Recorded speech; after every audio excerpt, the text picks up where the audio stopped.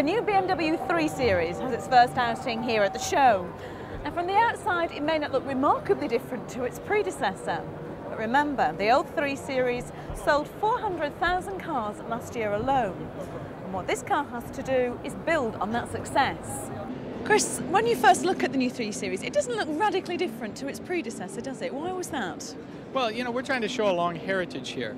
What the goal of this car was to capture that unique 3-ness. The 3 is a very unique car. It's an icon. And when you're messing around with icons, you've got to be kind of careful. But at the same time, there's a certain amount of excitement, a dynamic that the 3 Series has always stood for, and that's what we looked for in designing this car. But this is a car, 3-ness means a certain ideal behind it. And when you're looking for an ideal, you can't restrain yourself. Art is like that. I mean, we like to think that we aim for art, and then it's passion that counts for everything.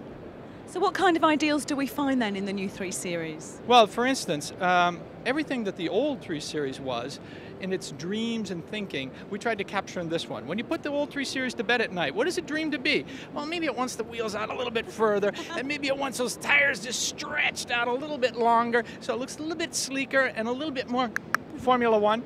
So we tried to capture that in this car. And at the same time, the 3 has always been a very refined statement. We tried to bring the quality up to that, give it that same sort of design quality that we find in our 5s and 7s.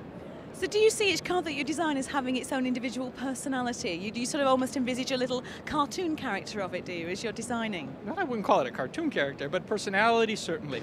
It's when you look for the personality of a person, you look in their face, you look in their eyes. It's the same with the face of the 3 Series.